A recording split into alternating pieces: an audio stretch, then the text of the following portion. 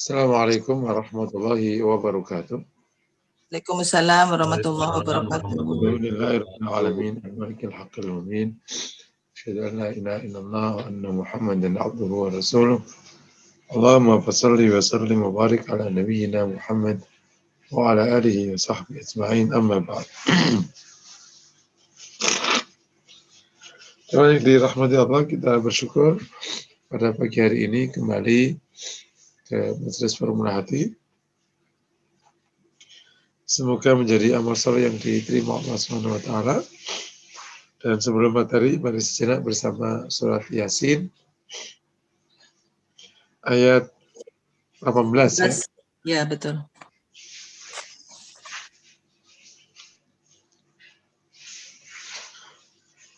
A'udzu billahi minasyaitonir rajim. Qalu inna tatayyarna bikum la illam tantahu lanarjumannakum wa la yamassannakum minna 'adzabun alim. Qalu, mereka berkata, inna tatayyarna bikum. Kami tatayyar ya, di mana tasa'amnakum di dalam tafsirnya. Ya, ini maknanya tasa'amna bikum. Maknanya adalah kami merasa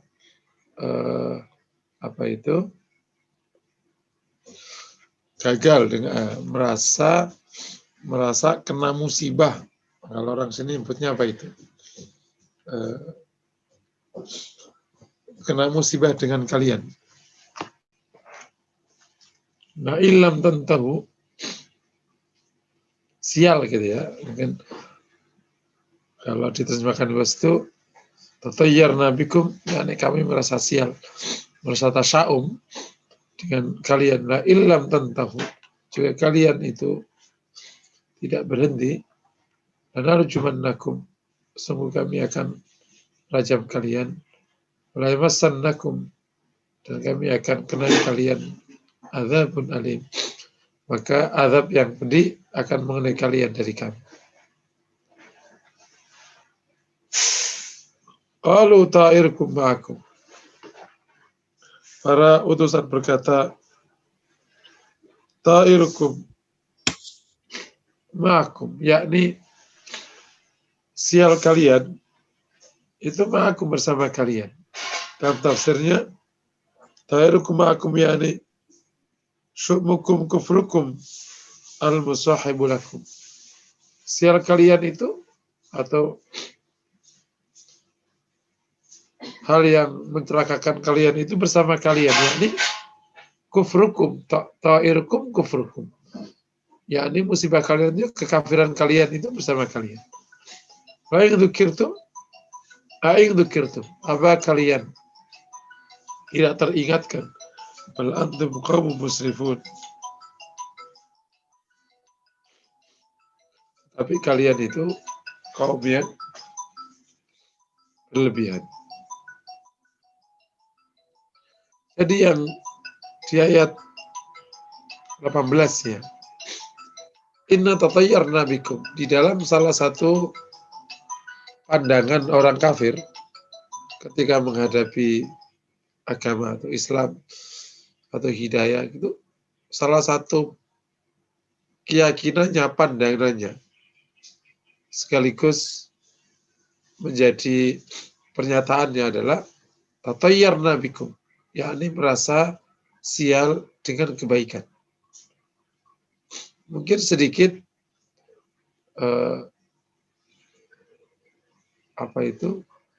turunannya ya. Kalau ungkapan yang berjalan di sekitar kita itu, terkadang ada orang habis bertindak benar terus sial, bertindak benar terus akhirnya jatuh keliru. Misalnya gini, gara-gara jujur bisnis akhirnya gagal. Kita ngomong, lo sih terlalu jujur. Nah, itu sebenarnya bagian dari dinamika orang melihat, mendengar, merespon kebenaran. Dulu di zaman sebelum Rasulullah sudah ada dialog antara utusan-utusan ini dengan mereka, di mana mereka mengatakan, kalau inna tatayyarna bikum, kami merasa sial dengan kalian. Jadi kehadiran orang baik, orang saleh, bahkan utusan, itu bisa saja direspon dengan tatayyarna bikum, yakni sial dengan hal-hal ini. Kalau diturunkan bab ini, kehadiran masjid, kehadiran pengajian, itu bisa jadi justru direspon sebagai tatayyarna bikum, sial dengan kalian semua. Ini hal kayak gini ini bukan sesuatu yang baru di sunnatul dakwah. Sunnah dakwah.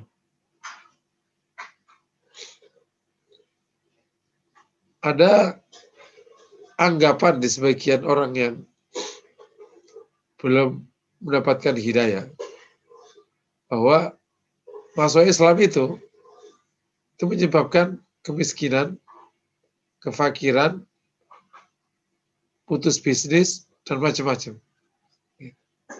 Jadi ini sudah proses agak modern. Makanya terkadang kita dapati ada yang mu'alaf itu sudah akhir hayat. Udah tua sekali, udah selesai bisnisnya, baru jadi muslim. Padahal bisa jadi dia udah merasa agama ini benar di awal, gitu. Cuma nggak berani. Ini yang namanya imannya belum sekuat masalahnya. Gitu.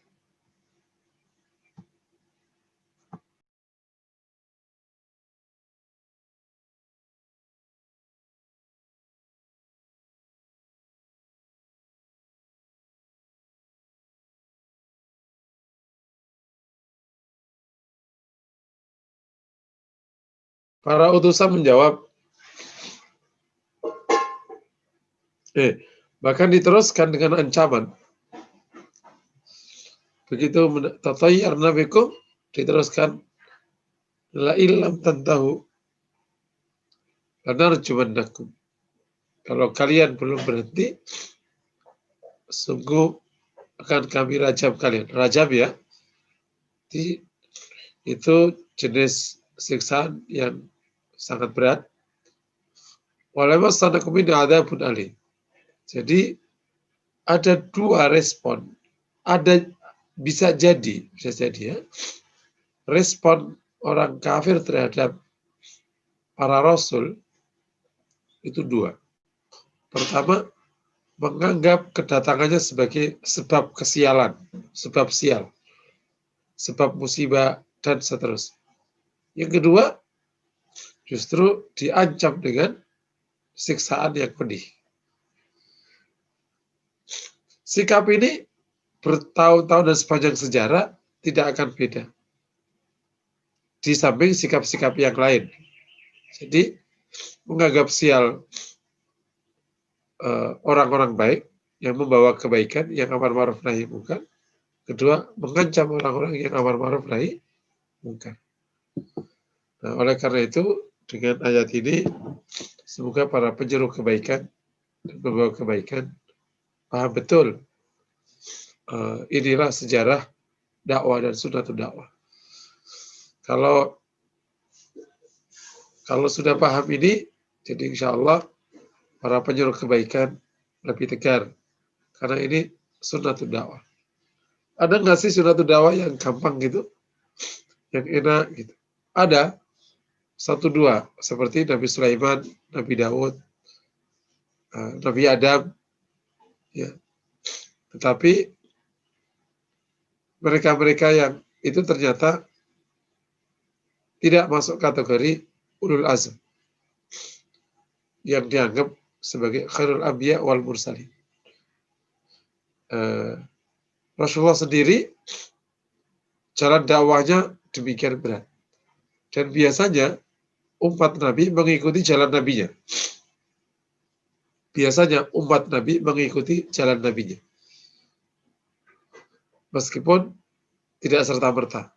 Karena umat Rasulullah ini di samping tentu yang utama mengikuti Rasulullah, tapi karena Quran menyebutkan sunnah dakwahnya para nabi sebelum Rasulullah, bisa jadi referensi juga di dalam memilih jalan-jalan dakwah. Nah, di konteks ini selalu terbuka jalan dakwah yang tidak rumit, tetapi sebagian besar jalan dakwah itu rumit. Wallahu a'lam bishawab.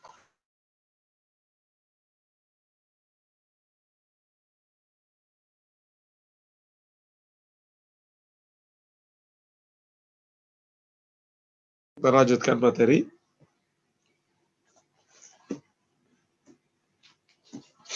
Kita akan bahas bab tentang kebangkitan ya.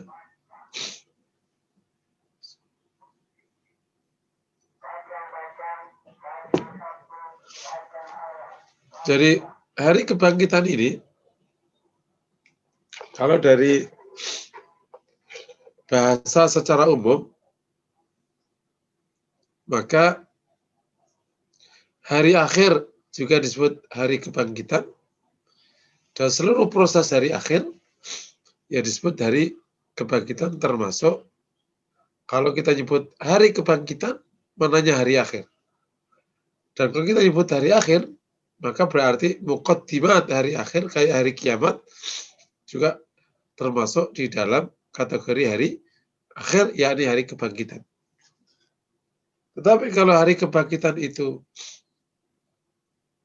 atau kebangkitan ya, kebangkitan itu kalau berdiri sendiri, sejajar dengan hari akhir, hari kiamat, maka kebangkitan itu, bi'athnya itu, kebangkitannya itu, yakni yub'atsu man fil kubur, dibangkitkannya orang yang ada dari alam kubur.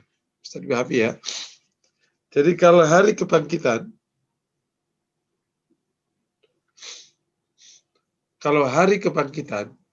itu secara umum maknanya adalah hari akhir. Dan kalau hari akhir itu berarti maknanya mencakup seluruh muqaddimah hari akhir, yakni hari kiamat. Sebagaimana dijelaskan di awal, hari akhir itu maknanya akhirnya dunia atau terakhirnya alam semesta. Artinya mulai dari kiamat itu termasuk di dalam kandungan bahasan hari akhir. Nah, hari kebangkitan itu nama lain dari hari akhir. Tetapi kalau kita sebut secara bersama-sama ada hari akhir dan kebangkitan, yakni maknanya adalah kebangkitan orang dari kubur yang dianggap sebagai permulaan orang masuk mahsyar.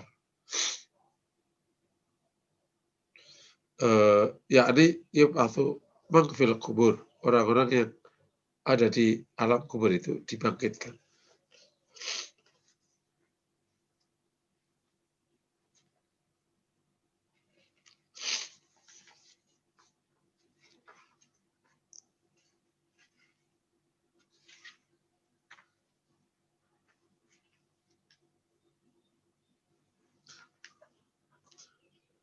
Sebagai penjelas dari bab kebangkitan ini adalah firman Allah Subhanahu wa taala, A'udzu billahi minasyaitonir rajim. Za'ama alladziina kafaru alla yub'atsu qul bala wa rabbi latub'atsun. Ini surat At-Taghabun ayat 7. Orang-orang kafir mengklaim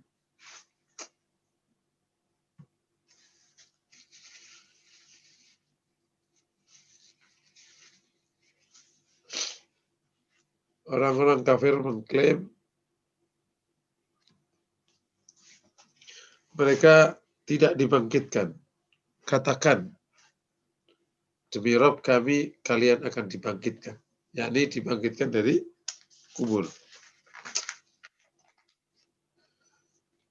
Balillahu yuhyikum. Demikian juga Allah berfirman, Balillahu yuhyikum, thumma yumitukum, thumma yajma'ukum ila yaumil qiyamati la riba fi. Katakan, Allah menghidupkan kalian, kemudian mematikan kalian. Kemudian Allah mengumpulkan kalian kepada hari kiamat. La raiba fih.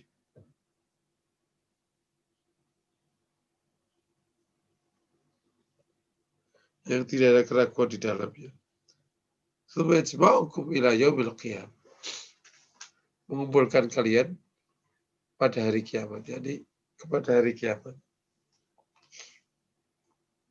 Dikumpulkan, yakni dibangkitkan, kemudian dikumpulkan di mahsyar. Demikian juga di salah satu riwayat tentang rukun iman, Rasul bersabda, ini hadis al-iman an tu'mina billahi wa malaikati wa kutubihi wa rusuli wa bil ba'thi min ba'dil maut wa bil qadri kulli. Di situ disebutkan iman kepada Allah, malaikat, kitab, rasul, dan kebangkitan setelah kematian. Jadi ada istilah kebangkitan setelah kematian. Nah, kebangkitan setelah kematian ini adalah bagian dari proses penting dari hari akhir. Makanya Imam Baihaqi sendiri ketika menceritakan hari akhir,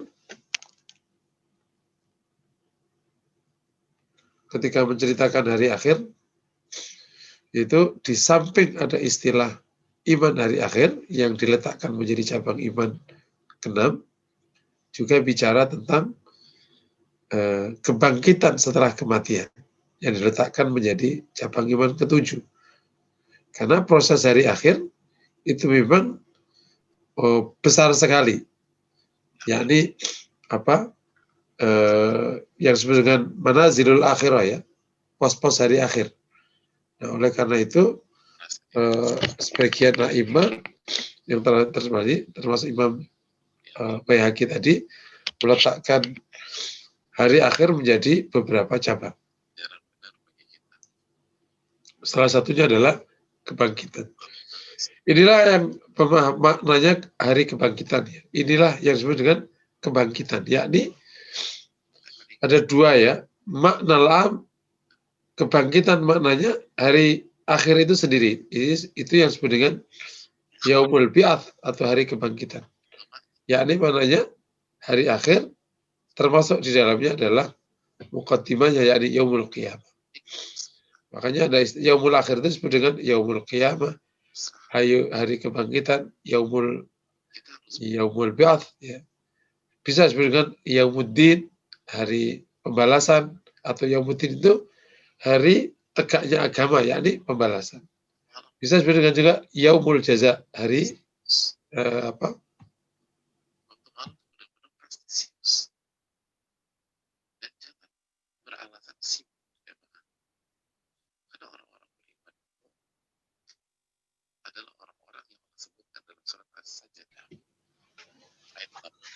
hari kebangkitan, ya, atau yaumuddin atau yaumul jaza, hari pembalasan. Karena pada waktu itu semua amal dibalas. Makna kedua adalah kebangkitan itu sendiri. Jadi ada makna al-am, ada makna al-khas, makna khusus. Yang dimaksud kebangkitan adalah ya kebangkitan orang dari alam kubur. Sebagaimana kita ketahui, orang akan melewati 5 alam, alam roh, alam rahim, alam dunia, alam barzah atau alam kubur, terakhir alam akhirat. Nah, pada waktu orang meninggal, maka Allah tempatkan di alam barzah.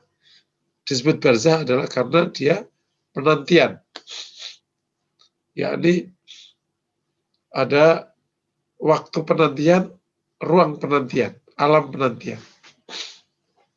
Nah, waktu dia di alam barzah itu, setelah semua orang mati semua, maka dibangkitkan oleh Allah bareng-bareng. Nah, dibangkitkan itulah adalah dia memulai mahsyar. Mulai dari alam barzah sampai masuknya orang ke surga itu sudah dianggap satu paket hari akhir. Meskipun secara alam dia alam barzah berdiri sendiri, tapi ini paket hari akhir karena setelah alam dunia dia alam barzah terus langsung negeri akhirat. Nah, negeri akhirat itu sebenarnya dimulainya dari alam barzah. Dimulai dari kebangkitan itu sebenarnya. Cuman karena Rasul menyebut al-qabru awwalu manazilil akhirah, kubur itu pertama kali posnya akhirat, maka memang di dalam pembahasan alam barzah dan kematian masuk dalam bahasan pada hari iman pada hari akhir.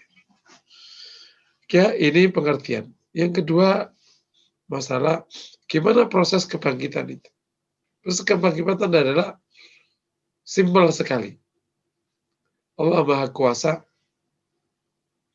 sebagaimana firman Allah, bala warabbi latub athun. Demi Rabbku, sungguh kalian akan dibangkitkan. Maka Allah SWT perintahkan kepada Israfil, malaikat peniup sangkakala itu, meniupkan kembali yang kedua. Maka seluruh makhluk Allah yang telah wafat sejak awal dunia sampai yang meninggal di akhir dunia saat hari kiamat itu bangkit semua. Dan bangkitnya seperti waktu mereka lahir dalam keadaan telanjang bulat. Ini yang dimaksud dengan kebangkitan. Setelah itu baru nanti urusan mahsyar. Kita berhenti sampai di sini dulu. Jadi prosesnya simpel. Allah perintahkan Israfil untuk meniupkan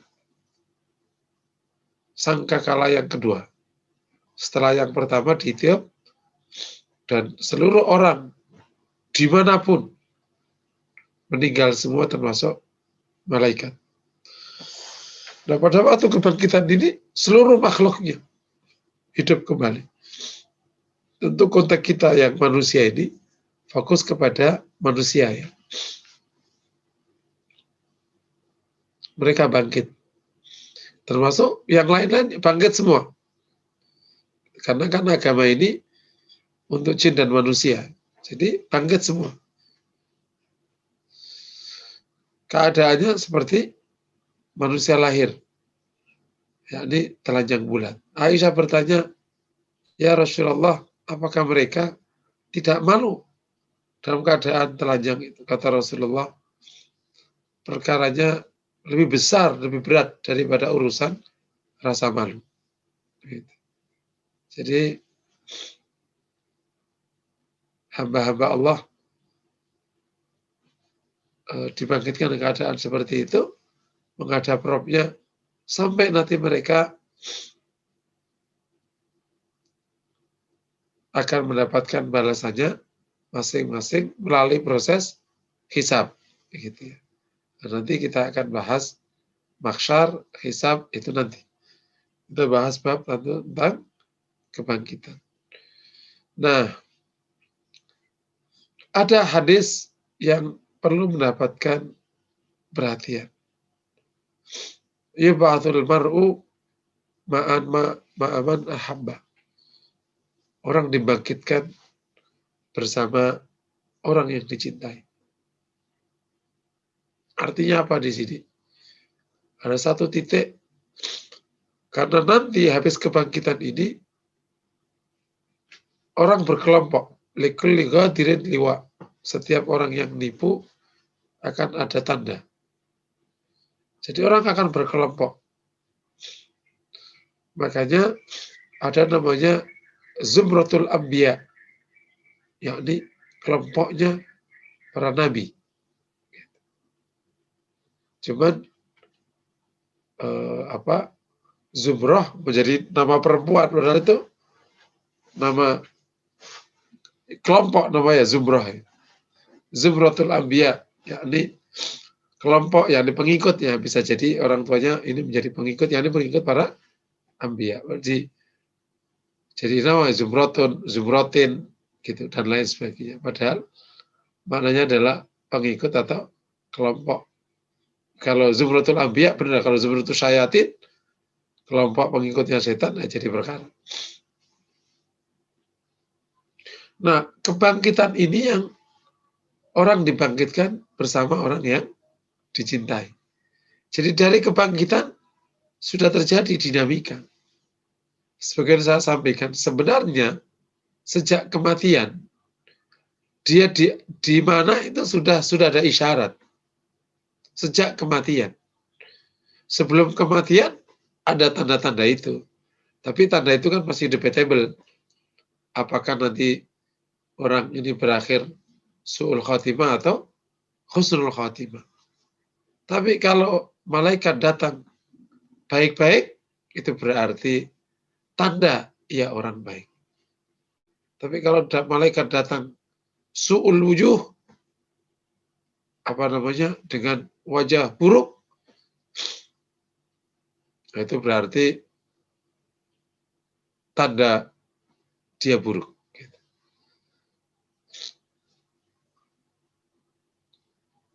Kemudian tanda berikutnya, gimana respon bumi pada waktu ia dimasukkan ke liang lahat. Itu juga tanda, baik apa buruk. Yang ketiga, gimana dia ditanya di alam kubur, itu yang paling jelas. Bisa jawab atau nggak bisa jawab. Makanya yang nggak bisa jawab, sudah dikasih isyarat. Karena salah satu bentuk balasannya terhadap orang yang nggak bisa jawab adalah setiap pagi dan sore dibukakan padanya neraka dan dikatakan kepadanya, inilah tempat tinggalmu kelak di akhirat. Jadi dia ketakutan sebelum mencicipi rasa sakit. Naudzubillahi min dzalik. Sampai ya tanda keempat ini, ketika dibangkitkan bersama siapa. Kamu lagi-lagi ya, pelajaran hari akhir, termasuk detail hari kiamat, detail kebangkitan, maksud utamanya, maksud utamanya adalah agar kita bisa terus memperbaiki diri menjadi orang saleh, menjadi orang mukmin, orang saleh yang menjadi ahlul yamin, kelompok kanan yang masuk surga tanpa lewat neraka. Itu maksud utamanya. Bukan sekedar pengetahuan, tapi menjadi orang yang baik imannya, baik amal solehnya, akhirnya kelak dikelompokkan oleh Allah menjadi kelompok ashabul yamin yang masuk surga tanpa melalui neraka. Ada masuk surga tapi neraka dulu, Masya Allah. Makanya ada doanya, Rabbana atina fid dunya hasanah wa fil akhirati hasanah wa qina adzabannar. Ya Rabb kami, berikan kepada kami kebaikan di dunia, kebaikan di akhirat, dan jagalah kami dari api neraka. Nah, di konteks ini, salah satu titik baik yang harus kita perhatikan adalah, tadi ya udah paham proses kebangkitan ya. Poin ketiganya adalah bahwa dalam kebangkitan itu sudah terjadi pengelompokan. Oleh karena itu, karena ini termasuk bagian dari tanda-tanda, salah satu pesan utama dari bahasan kebangkitan ini adalah agar kita selalu bersama, berkelompok dengan orang-orang saleh. Para anbiya, para ulama baik, dan orang-orang baik. Ulangi lagi ya. Salah satu pesan penting dari kajian kebangkitan ini adalah agar orang bersama, berkelompok dengan orang-orang saleh.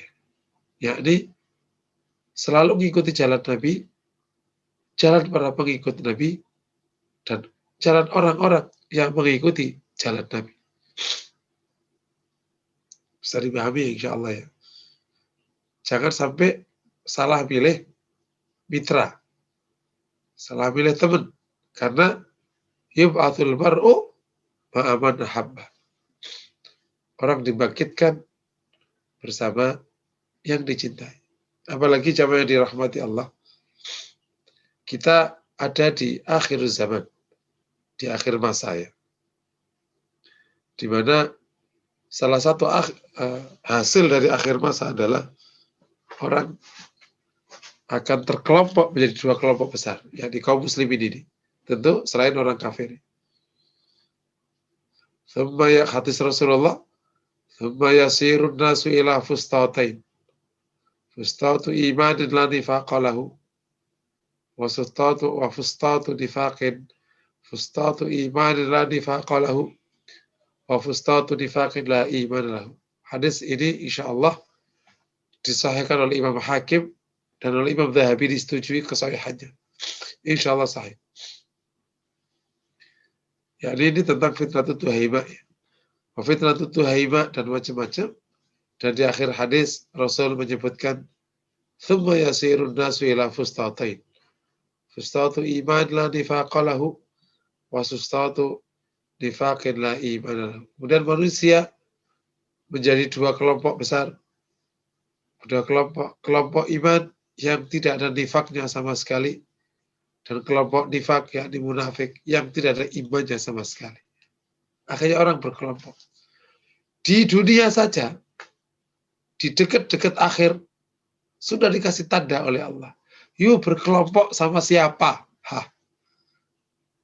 Ada kelompok mukmin yang tidak ada nifaknya, yakni munafiknya. Awas ya, nifak itu tindakan, jangan sampai nanti nggak paham. Munafik orangnya, nifak tindakannya. Iman tindakannya, mukmin orangnya. Jadi kelompok iman yang tidak ada nifaknya sama sekali. Dan kelompok nifak yang tidak ada imannya sama sekali. Berarti di nomor 3 ada kelompok kufur yang tentu sama sekali tidak ada imannya. Nah, kelak waktu dibangkitkan, itu juga yub'atsul mar'u ma'a man ahabba. Dibangkitkan bersama yang dicintai. Mukmin. Orang-orang saleh kumpul sama orang-orang saleh. Orang munafik kelompok sama munafik. Yang kafir. Sebenarnya di dunia pun sebelum hari akhir sudah ada sebenarnya pengelompokan yang alami, lepas dari kewajiban kita berbuat baik dengan siapapun. Tapi pengelompokan itu alami. Karena ada hadis Rasulullah SAW, ar-ruhu junudun mujannadah. Ruh itu pasukan yang berkelompok. Ruh itu pasukan berkelompok. Jadi Allah akan pertemukan kalian dengan orang yang sejenis. Insya Allah. Yakni orang saleh bersama orang saleh. Orang fasik bersama orang fasik. Kalau memang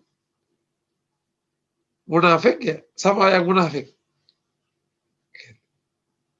Yang kafir sama orang kafir. Ini pengelompokan yang alami. Meskipun secara doktrin agama, orang boleh bermuamalah dengan siapapun. Dan bagus bergabung atau bercampur dengan siapapun. Dan sabar.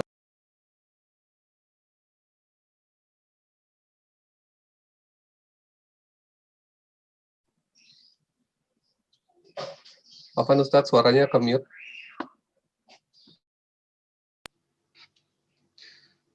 Sebagaimana tadi doktrin agama, kita boleh, bahkan dianjurkan bercampur dengan orang, siapapun, dan sabar atas masalahnya. Hadis Rasulullah tadi, alladzi yakhtalitun nas wa yasbiru ala adahum khairun min alladzi la yakhtalitun nas wa la yasbiru ala adahum. Orang yang bercampur dengan orang dan sabar atas masalahnya lebih baik daripada orang yang tidak bercampur dengan orang dan tidak sabar atas masalahnya. Tapi ini hal berbeda ya, antara kenyamanan dengan orang dengan kesanggupan bercampur, dua hal berbeda. Saya teman setianya, teman dekatnya, sahibnya itu otomatis berkelompok. Maka lihatlah, Anda ini sahibnya siapa aja. Tapi kalau konteks bermuamalah dengan siapa aja. Yang penting kita bisa berbuat baik. Dia urusan lain. Gitu. Muamalah itu ya hubungan tanpa ada rasa kedekatan. Nah, kalau kedekatan ini hati-hati. Kedekatan cinta ini bisa menjadi tanda engkau di siapa. Nah, itu disebut dengan wala dan barok. Kalau kau cinta, dekat, suka sama orang-orang fasik, naudzubillah ini tanda. Tanda-tanda ada ketidakbaikan dalam diri kita. Tapi kalau kita suka, dekat sama orang-orang soleh, ya semoga ini tanda orang soleh. Kalau muamalah, saya ulangi lagi, muamalah dengan siapa aja. Rasul bermuamalah dengan siapa aja. Tapi para sahabat dekatnya sama Rasulullah. Makanya disitulah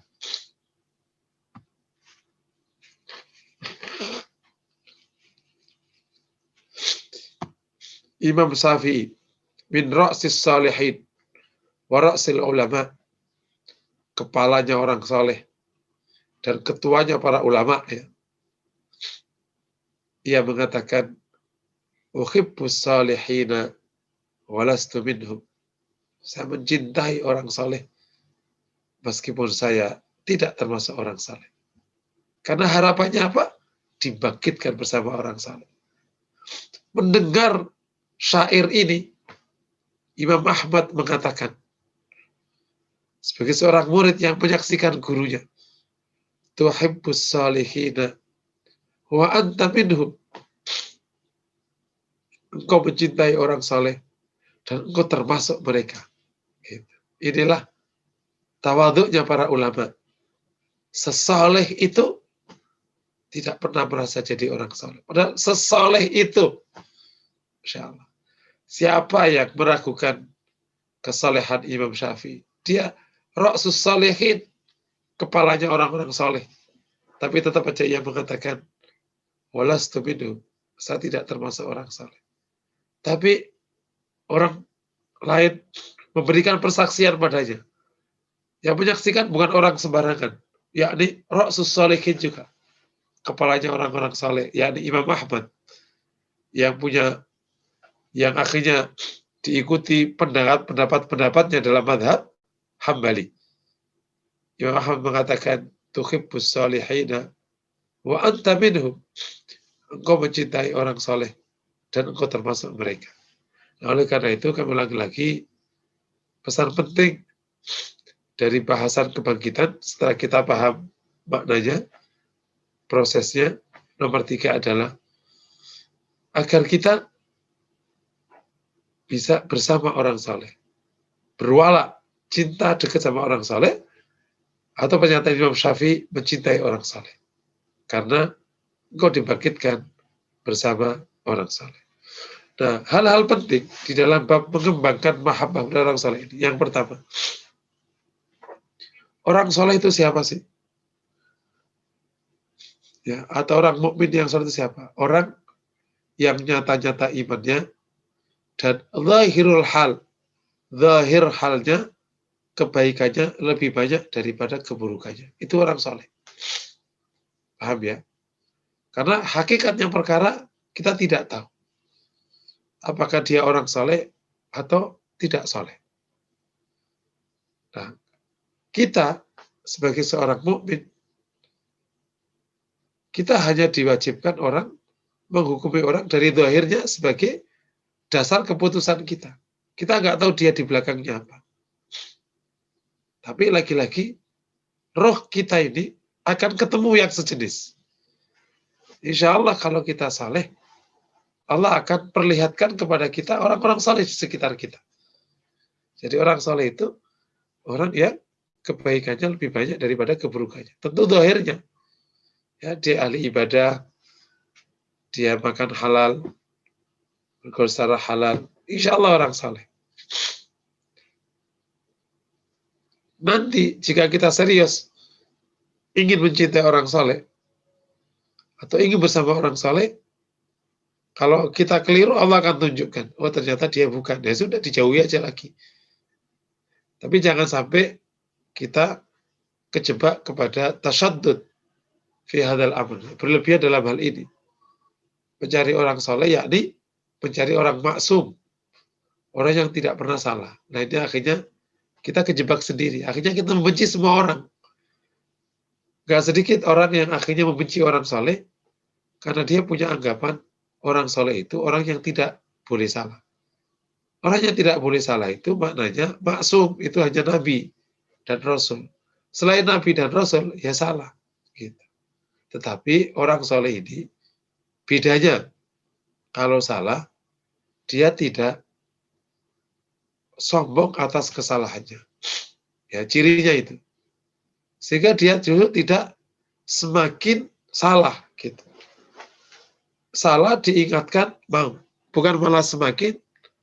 Kalau orang Jawa bilang medereng, ya medereng itu diingatkan malah semakin menjadi-jadi kesalahannya. Itu bukan cirinya orang saleh. Atau menjustifikasi kesalahannya, itu orang munafik. Kalau orang mukmin salah, dia cirinya adalah mengakui kesalahannya, minta maaf kepada Allah. Kalau hubungan dengan sesama, minta maaf kepada sesama.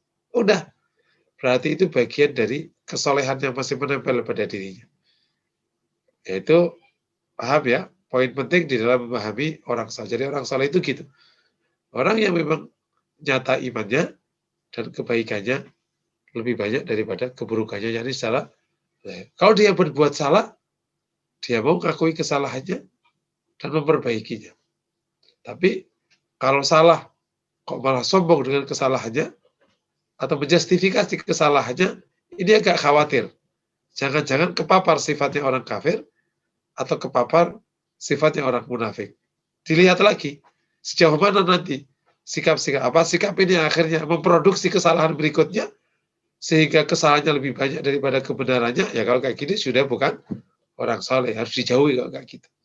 Khawatir nanti di akhir masa masuk kelompok munafik gitu. Karena orang munafik itu awalnya dari fasik, dari banyak dosa. Nah, kalau banyak dosa itu bisa kembali, ya nanti menjadi orang soleh kembali. Tapi kalau fasik kok terus, khawatir ada tanda-tanda nifak di dalamnya. Gitu. Karena orang munafik itu kalau disuruh taubat, nggak mau taubat. Nah, sehingga orang munafik itu akhirnya menjadi orang fasik. Nah, khawatir orang mukmin yang fasik itu sebenarnya sudah ada nifak di hatinya, cuma dia nggak sadar. Kan nggak, kadang kan hanya Allah yang tahu munafik apa enggak. Tapi itu akhirnya, loh lah kok orang ini kok semakin dosa, semakin dosa, semakin dosa. Makanannya semakin haram, semakin haram, semakin haram.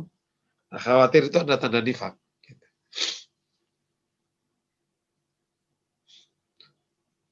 Atau masih dianggap munafik, dianggap mukmin, tapi sudah fasik. Jadi nanti kelompoknya masuk neraka, masuk surga tapi lewat neraka dulu itu. Naudzubillah min dzalik. Oke ya. Poin kedua mengenai catatan tentang orang soleh ini, bahwa dalam masalah pandangan hukum terutama, orang soleh tidak harus sama pandangan hukumnya. Ya. Oleh karena itu, jangan sekali-kali membenci orang soleh gara-gara beda pandanganmu. Karena orang soleh itu tidak harus sama pandangan hukumnya. Paham ya? Kalau bab akidah harus sama.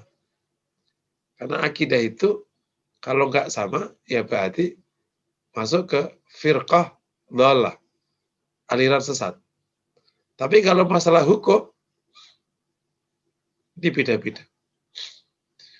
Nah, pandangan di luar hukum, misalnya pemikiran dan macam-macam, maka akan dilihat Apakah pemikirannya itu mengusik akidah atau tidak mengusik akidah? Kalau mengusik akidah, ya berarti kita lihat apakah sudah masuk kategori dosa besar atau bahkan masuk kategori pikirannya itu sudah sesat sehingga orangnya menjadi murtad. Tapi kalau tidak, ya berarti belum. Ya, tergantung. Karena ajaran agama itu kalau disimplifikasikan akidah, hukum, dan etika. Pemikiran itu ada yang masuk kategori akidah, masuk kategori hukum, masuk kategori etika. Tergantung. Nah, orang soleh tidak disyaratkan pandangan hukumnya sama. Apalagi pandangan tentang etikanya sama. Meskipun etika hampir-hampir tidak ada yang berbeda kan sama-sama jujur ya, sama-sama jujur. Nah, di konteks ini yang pesan saya adalah jangan sampai gara-gara berbeda pandangan masalah fikih, hukum, dia kita membenci di antara orang-orang yang soleh itu. Nggak boleh. Karena khawatir itu, yang membenci itu khawatir ada masalah di hatinya. Karena orang soleh itu akan menyukai orang soleh. Meskipun beda pandangan hukumnya. Siapa mereka? Imam Ahmad mencintai Imam Syafi'i. Padahal beda pandangan hukumnya. Nggak apa-apa. Oke ya. Ini catatan yang kedua. Catatan yang ketiga tentang masalah orang soleh ini, bahwa di dalam muamalah, orang soleh sebagaimana definisinya, tidak menutup kemungkinan ada kesalahan. Maka jangan sampai kesalahan yang satu titik ini menyebabkanmu kecewa dan membenci orang-orang soleh, termasuk orang soleh ini. Karena ada perintah oleh Allah. Dan itu menjadi cirinya orang soleh. Wal'afina aninnas. Memaafkan orang. Gitu. Termasuk kepada orang solihah yang ada di sampingmu, yakni istrimu. Termasuk orang soleh yang ada di sampingmu, yakni suamimu. Itu yang dipesankan Rasulullah. La yafraq mu'min mu'minah. In kariya minha khalqan radhiya minha khalqan akhar. Janganlah mukmin yakni suami membenci mukminah yakni istri. Jika ia menemukan hal yang ia benci, dia harus menemukan yang ia sukai. Jadi agar apa? Agar hati orang soleh ini gak keruh. Karena tidak ada orang soleh yang tidak berbuat salah. Nah, salahnya pas bersamamu, misalnya gitu. Jangan kecewa. Maafkan dia. Kalau harus berhenti muamalah, berhenti aja. Tapi tetap cintailah dia sebagai orang saleh. Di muamalah misalnya, nggak usah dulu. Kenapa? Demikianlah namanya orang-orang saleh. Dan jangan heran, para sahabat pun juga memiliki masalah. Urwah bin Zubair itu pernah berselisih dengan sahabat Ansor. Padahal sahabat Ansor ini orang yang pernah ikut perang Badar. Ikut perang Badar. Top. Bahkan insya Allah min ahlil jannah. Tapi tetap aja bermuamalah, ada clash-nya. Jadi jangan pernah berasumsi kalau orang soleh bermuamalah itu tidak boleh clash. Tetap clash. Tetapi orang mukmin kalau clash, kalau selisih, dia tidak melampaui batas. Kalau orang munafik melampaui batas. Kalau orang mukmin ya sudah. Banyak Urwah bin Zubair mengadukan hal itu ke Rasulullah. Kemudian mendapatkan keputusan dari Rasulullah SAW dan selesai. Sudah, gitu aja. Gitu. Umar itu pernah menikahi dari seorang wanita Ansar. Umar, selevel Umar ibn Khattab. Jangan salah ya, jangan sampai lebay. Kita menganggap orang soleh seakan-akan nggak boleh salah, sehingga akhirnya kalau salah kecewa. Seubun-ubun, akhirnya malah nggak mau jadi orang soleh. Umar itu menikahi wanita Ansar. Nah, mungkin karena nggak cocok, dicerai. Sama ini Pak. Cerai itu nggak buruk. Cerai itu solusi. Buktinya apa? Umar cerai dengan istrinya. Nah, wanita ini masih punya anak kecil. Suatu saat ketika Umar dan wanita ini akhirnya anak kecil ini bersama mantan istrinya ini. ketika Umar datang ke Kuba, ternyata anak ini sedang main di masjid. Oleh Umar, dibawa oleh Umar. Ibnu Khattab, dibawa oleh Ibnu Khattab. Ya, cerita ini karena cerita biasanya para ulama nggak mendeteksi sahih atau tidak sahih. Tapi ini diceritakan di kitab masyhur. Kemudian pada waktu bocah ini dibawa oleh Umar bin Khattab, ketahuan neneknya, disusul sama neneknya. Sampailah berita ini ke Abu Bakar. Kata Umar, hada ibni. Kata Umar, ini anakku. Kata wanita ini cucuku. Oke. Kata Abu Bakar, khalli ya Umar, bainahu wa bainaha. Lepaskan Umar anak ini biar bersamanya. Nah, Abu Bakar memutuskan karena kan sebagaimana keputusan Rasulullah, anak yang belum balik, kalau suami istrinya cerai, ibunya cerai, maka dia bersama ibunya. Selisih antara Umar dengan nenek ini, keluarga mantan istrinya. Begitu dapat keputusan, ya selesai. Ya sudah, gitu aja. Jangan dibawa sampai mati. Makanya mohon maaf, bagi masyarakat yang punya budaya belangkon di belakang, dendam, ini mohon dihilangkan. Ini nggak baik. Jangan membiasakan nggak berani bahas masalah, tapi dipendam sampai mati. Nggak baik itu. Ada beberapa budaya yang nggak baik. Tapi ada budaya kita yang baik, kayak kelembutan, toleransi, ada batasnya ya, kasih sayang, perhatian, itu baik. Filsafat-filsafat dari budaya kita yang banyak, yang bagus sekali, itu boleh. Tapi kalau bab ini, nggak bagus itu. Dendam itu nggak bagus. Karena akhirnya kita tidak bisa lega. Kalau di Islam itu, kalau sudah selesai, ya sudah, maaf, plong, normal kembali. Nah, gitu ya. Kalau lagi-lagi, di poin ketiga bahwa pesan utama dari masalah kebangkitan adalah agar kita bersama orang soleh, agar kita dibangkitkan bersama orang soleh. Mungkin demikian yang bisa saya sampaikan. Kalau ada pertanyaan, persilakan. Assalamualaikum warahmatullahi wabarakatuh. Waalaikumsalam warahmatullahi wabarakatuh. Alhamdulillah Ustadz sudah memaparkan. Sekarang saya lihat dulu ya di pertanyaan, ada satu orang bertanya, sebentar saya bacakan Ustadz. Dari Ibu Wati, bersama dengan orang-orang soleh, misalnya dengan ulama. Maksudnya bersama ini apa ya Ustadz? Kan kita nggak bisa dekat secara fisik dengan ulama. Lalu dekat atau bersama dengan ulama ini bagaimana caranya? Jadi tadi kata Rasulullah kan yub'atsul mar'u ma'aman ahabba. Dimakin bersama yang dicintai. Jadi yakni bersama dekat ini pertama mencintai. Cintailah orang-orang soleh. Cintai ulama. Gitu. Dan ini pesan para ulama zaman dulu. Pesannya gitu. Bagi siapapun yang belum Allah izinkan proses kesolehannya berjalan baik. Gitu. Padahal sudah harus berjalan baik.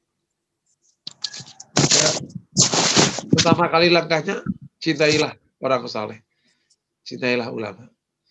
Nah, kalau sudah cinta, maka yang kedua, patuhilah fatwa-fatwanya. Jadi ikutilah pandangannya. Kan kita ini bisa jadi tidak seluruhnya kita pahami. Masalah ini, masalah ini, masalah ini. Ya udah ikuti aja para ulama. Ulama berbilang apa, ikuti aja. Terutama hal-hal yang muskil ya, yang kita sendiri belum tahu jawabannya. Itu yang kedua. Yang ketiga, usahakan memang sering ketemu. Gitu. Jadi, tapi poin pertamanya asal sudah punya cinta dan punya kepatuhan, semoga udah masuk. Tapi kalau sering ketemu, itu dapat fadilah lagi. Gitu. Karena kan musafahah, bersalaman dengan ulama, tentu laki sama laki ya. Kalau perempuan ya cari ulama yang perempuan. Alimah ya. Kemudian silaturahim ketemu, itu juga bagian dari kebaikan. Nah, itu yang datang ke majelis ilmunya dan seterusnya. Gitu. Itu bagian dari kedekatan. Tapi poin pertamanya 1 dan 2 itu sudah dasarnya. Nomor 3, jika bisa sering bersama, ketemu, kunjung, itu bagian dari kebaikan yang luar biasa. Wallahu a'lam bishawab. Saya lihat lagi ya Ustadz, belum ada. Kalau gitu saya yang nanya ya Ustadz ya. Betul, Bu. Jadi tadi ada berapa golongan gitu di hari kebangkitan ya tadi. Kok saya melihatnya kalau yang ada sedikit-sedikit itu di mana ya Ustadz? Maksud saya gini, tadi kan kalau nggak salah nggak ada nifak sama sekali, terus atau nifaknya banyak gitu kan Ustadz ya, kira-kira begitu. Nah kalau yang antara-antara itu ada di mana? Satu itu. Yang kedua begini Ustadz, tadi kan diharapkan kita ada di kelompok golongan orang-orang yang soleh katakanlah gitu, makanya supaya kita bersama mereka. Pertanyaan saya, emang kalau udah bersama mereka bagaimana? Kan kita juga dihisabnya sendiri-sendiri. Itu Ustaz. Makasih. Yang pertama itu kan di sebelum hari kiamat ya. Itu mendekati hari kiamat. Setelah fitnatul tuhaimah itu, Allah kelompokkan manusia atau umat Islam ini kedua kelompok. Ini bicara umat Islam ya, bukan bicara orang kafir. Kan akhirnya ada umat Islam ada. Karena kan setelah Rasulullah, orang munafik kan bercampur sama orang Muslim kan. Karena kan nifak itu hanya di hati ya, Allah yang tahu, kita nggak tahu. Jadi akan ada kelompok besar mukmin yang nggak ada nifaknya, munafik yang tidak ada imannya. Yang kecil-kecil gimana ya? Pasti kelompok ke sana. Allah yang akan kelompokkan itu. Oh, dia dibersihkan nifaknya. Malah yang ini masih ada, ya udah dikelompokin. Jadi yang bersih gitu. Iman nggak ada nifaknya. Yang munafik nggak ada imannya. Gitu. Ya hanya dua itu. Yang sedikit-sedikit ya nanti Allah akan gerakkan sendiri. Ke arah dia yang soleh semakin soleh. Jadi yang mungkin ada dulu keburukan-keburukan nifak yang sudah ditaubati, dia bisa jadi akhirnya ngelompok ke sana, atau semakin menjadi, bisa jadi ke sana. Oke ya. Itu yang pertama. Yang kedua, mengenai hisab kan masing-masing. Iya, hisab masing-masing. Tapi kita ini akan dihisab dengan cara apa? Itu bisa dilihat dari kita bersama siapa. Hisab itu kan akan menghasilkan ashabul yamin, ashabul shimal. Atau dibelah menjadi 3 kelompok yang menerima bukunya lewat tangan, yang menerima bukunya lewat tangan kiri, dan menerima bukunya lewat punggung. Nah itu kan, itu waktu dibangkitkan sudah berkelompok. Gitu. Nah disitulah sebagai penguat. Gitu. Mungkin saya buat ilustrasi, tentu tidak sama ya. Tidak persis. Terkadang sebagian sekolah, itu kan terjadi pengelompokan secara alami di sekolah itu ya.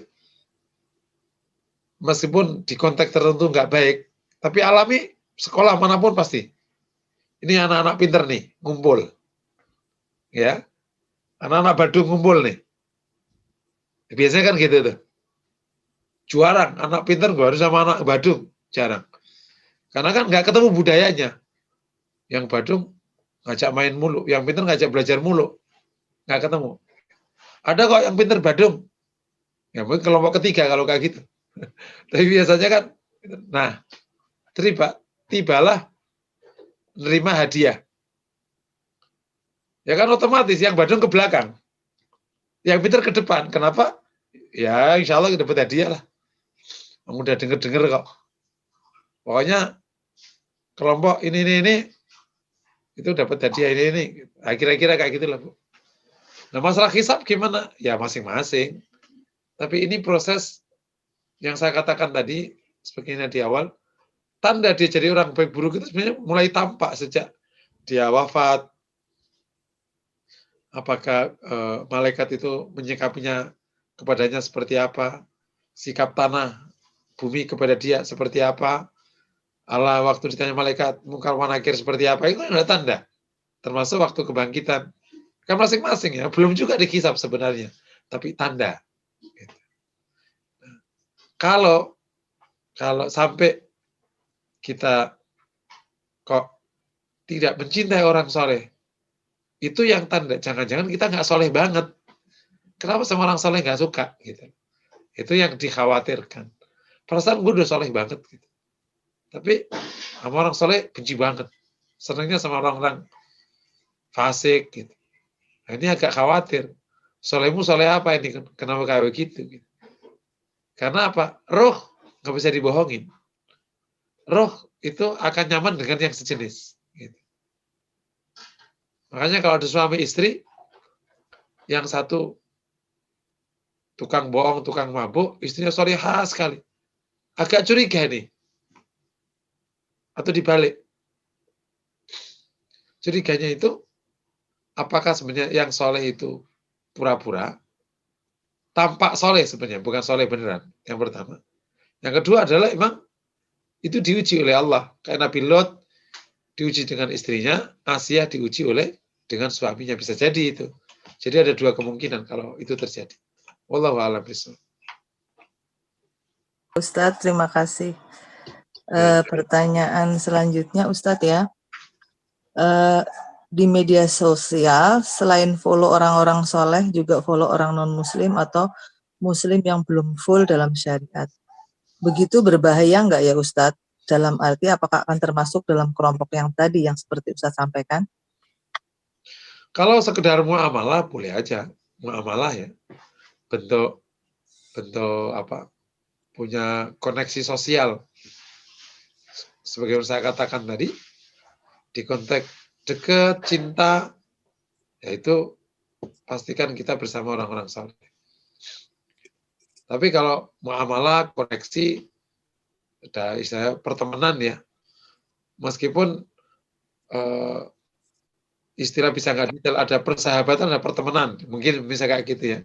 Kalau persahabatan karib, nah itulah sama orang bener aja. Tapi kalau pertemanan umum, kayak di kelas gitu, ya dengan siapa aja. Kalau di komplek ya dengan siapa aja. Cuman kita punya orang-orang dekat, paham ya? Itu yang harus dijaga. Jangan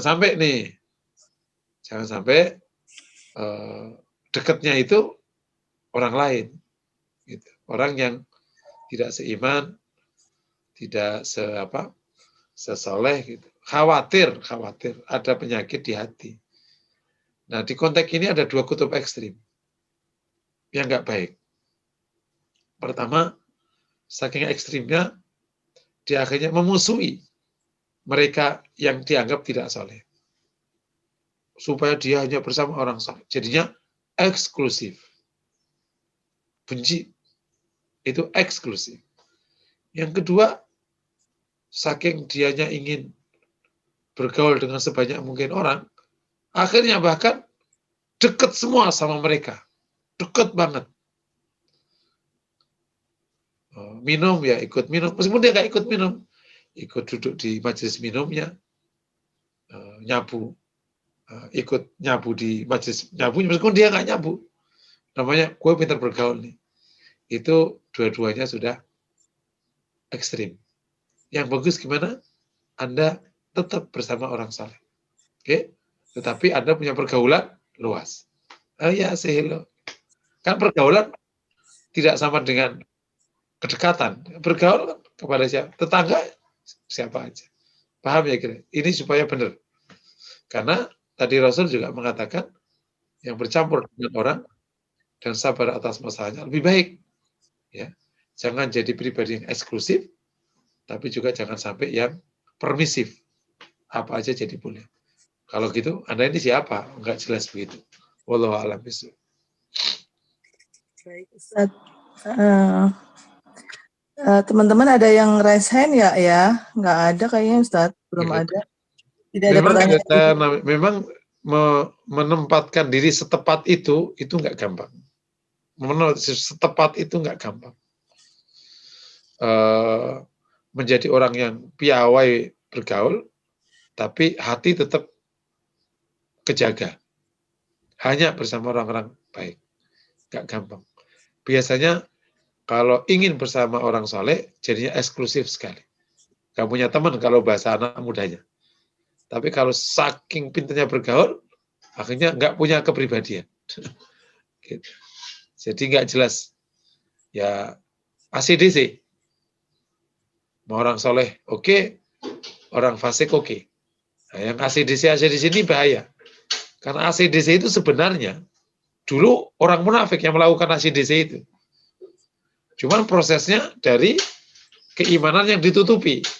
Kalau ACDC ini bisa terjadi karena kepentingan duniawi. Kepentingan teman, kepentingan popularitas, kepentingan harta, posisi, akhirnya jadi ACDC. Nah, khawatir kalau ACDC itu nanti pengelompokannya menjadi munafik gitu. Kalau ACDC itu. Yang benar gimana? Yang benar engkau A, clear. Tapi kau bisa ke C, kau juga bisa C. Sebagai seorang mitra bisnis, entah apa saja. Benar-benar kejaga hatinya. Wallahu a'lam bishawab. Saat ini ada tambahan pertanyaan. Apakah akan dikelompokkan dengan orang-orang yang ditemui dalam majelis-majelis ilmu seperti ini, walau tidak dikenal, tidak saling kenal? Maksudnya kita nggak saling kenal, tapi sama-sama di majelis taklim gitu. Apakah juga dikelompokkan itu, Ustaz, dalam satu kelompok? Ya semoga. Tapi kan secara detail kita nggak tahu. Kan pokoknya kan sabda Nabi kan tidak bicara teknis gitu kan. Ibadul mar'u ma'amana hamba. Nah, ya memang ya kalau dianggap itu dekat, tentu Allah yang akan kelompokkan sendiri. Kalau dianggap saling mencintai dan apa-apa, ya itu. Ya bisa jadi semoga. Sekedar tambahan pesan dengan di sana ada 3 kondisi yang membuat orang bisa mendapatkan halawatul iman, paham ya? Nah itu kan ada 3 kan, ayyakunallah wa rasuluhu ahabba ilaihi mimma siwahuma.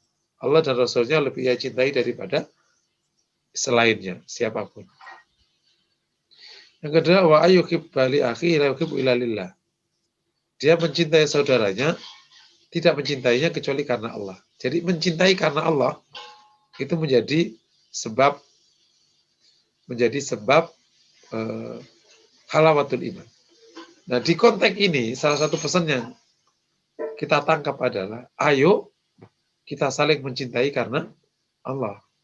Supaya pertama kita dapat halawatul iman. Yang kedua, supaya kita mendapatkan dhil, naungan dari Allah saat hari kiamat. Itu salah satunya yang mencintai karena Allah. Maka cintailah pasanganmu karena Allah. Cintailah suamimu karena Allah, cintailah istrimu karena Allah. Supaya jadi ibadah. Bukan cintai istrimu karena kecantikannya. Ya udah sampai di situ aja. Pas jelek udah benci.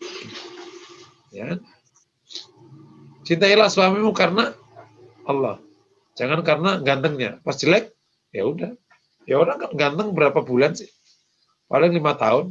Habis itu udah jelek. Bukan karena dia jelek, udah bosan. Ini kalau udah pensiun, udah jelek ya. Orang itu sengganteng apa udah pensiun udah jelek gitu. Saya melihat orang, wah ini mantan orang ganteng nih. Tapi udah jelek. Namanya juga udah tua, keriput, putih, bongkok. Enggak jelas. Rabun, pokoknya orang genah wis. Cintailah ya karena Allah. Yang ketiga fadilahnya ya. Kalau kita mencintai karena Allah, kita akan bersama gitu. Sebagai persahabatan abadi itu namanya itu. Bersama di dunia, bersama di akhirat. Masya Allah. Jadi fadilahnya banyak sekali yang mencintai karena Allah. Bahkan lebih tinggi lagi. Yang mencintai karena Allah, Allah mencintainya karena ia mencintai hambanya karena Allah. Oh, top dapat mahabbah Allah SWT. Makanya saya pesan saya, ahlul majlis ini, ahlul majlis yang ada di sini, salinglah kita semua mencintai kita semua karena Allah Subhanahu wa taala. Bisa dipahami ya? Semoga kita bisa bersama. Amin. Saya tidak melihat ada pertanyaan juga, Ustadz. Silakan Ustadz kalau mau dilanjutkan atau bagaimana? Oke, yang dimaksud mencintai karena Allah paham ya. Mencintai karena Allah itu maknanya adalah ikhlas. Jadi kalau gampangnya karena dia orang yang sangat taat kepada Allah, aku suka. Itu namanya mencintai karena Allah. Jadi karena dia orang yang sangat taat kepada Allah, aku suka. Karena dia memperjuangkan agama Allah, aku suka. Karena dia sangat menjadi pembawa risalah Allah, aku suka. Itu namanya mencintai. Paling gampang gitu kira-kira namanya. Mencintainya ikhlas karena Allah Ta'ala. Karena ada ketaatan kepada Allah. Ada zikrullah di situ, ada macam-macam. Itu namanya mencintai karena Allah SWT. Semoga karena ini pesan dari kebangkitan itu di situ. Yubatul mar'u ma'aman ahabba. Orang dibangkitkan bersama yang dicintai. Wallahu a'lam bishawab. Makanya kalau dapat seorang yang dapat istri salihah, jagalah dia. Itu tempat ibadahmu. Seorang yang dapat suami yang saleh, jagalah dia. Itu menjadi tempat ibadahmu. Sebagaimana itu si Saudah kan? Saudah, ya Rasulullah, aku tidak ingin seperti yang diinginkan orang-orang. Aku hanya ingin waktu dibangkitkan, aku masih menjadi istrimu. Masya Allah. Dia hanya itu aja keinginannya. Gitu. Makanya terkadang ini tradisi-tradisi lama ya. Kenapa bapak-bapak itu dulu sekarang pada udah nggak ada itu. Bapak-bapak yang punya anak perempuan itu kalau mau nikahkan anaknya, bapaknya tuh cari itu ke pondok biasanya. Dulu bapak saya gitu. Ngelihat ke pondok, yani ke lokal-lokal belajar. Siapa yang paling malam belajarnya? Ah, ini kira-kira yang paling bagus. Dilihat ini. Karena begitu anaknya dititipkan ke orang soleh, insya Allah berarti jalan kebaikannya terbuka. Gitu. Minimal dia tidak disakiti. Karena orang soleh itu, kalau dia suka akan merawat anakmu. Kalau dia nggak suka, nggak akan mencideraimu. Nggak akan mendolimimu. Ya, serahkan baik-baik lagi ke orang tuanya. Gitu. Bisa dipahami ya. Tapi kalau yang nggak soleh, ya mungkin pas cinta lebay. Pas nggak suka, dolim. Na'udzubillah min dzalik.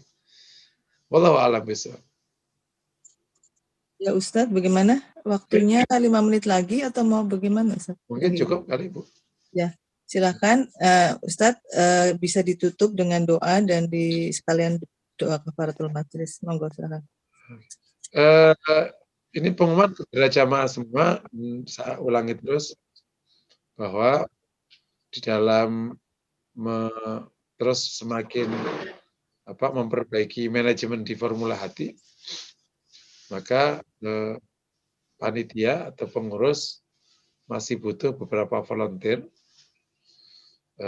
baik yang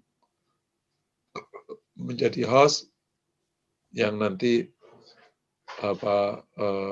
berfungsi untuk recording, terus juga masih membutuhkan volunteer di bidang editing, gitu, dan masih ada volunteer di bidang penulisan. Nah, kelihatannya yang belum banyak yang mengajukan diri ini yang bagian penulisan, karena materi yang kita kaji ini secara ringkas ditulis oleh satu di antara jamaah sekalian. Ada Bu Juli, ada Pak Agung.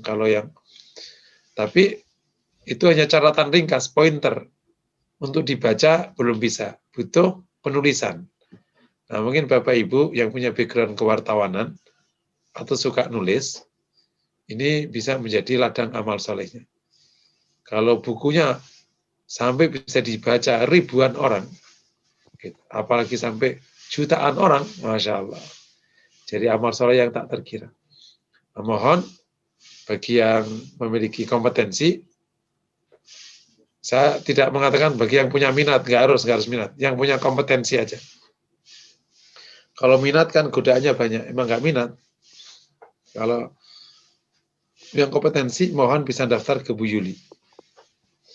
Oh, saya mau bantu nulis, saya mau bantu editing. Nah, supaya nanti insya Allah lambat laun kita terus perbaiki semoga hasilnya bagus sebagaimana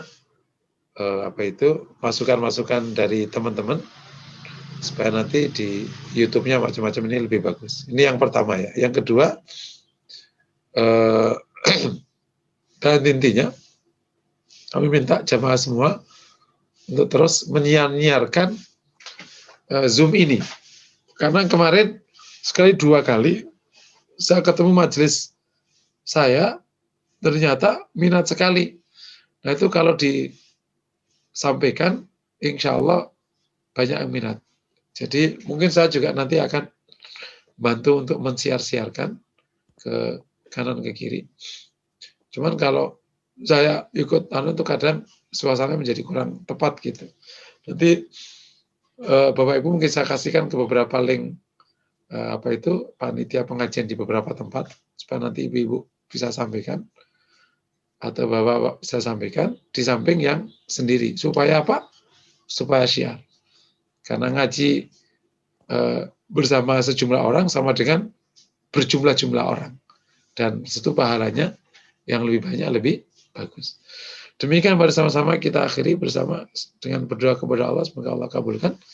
Bismillahirrahmanirrahim. Alhamdulillahirabbil alamin. Alhamdulillahi Bismillahirrahmanirrahim. Allahumma shalli wa sallim ala Muhammad fil alamin innaka Hamidum Majid.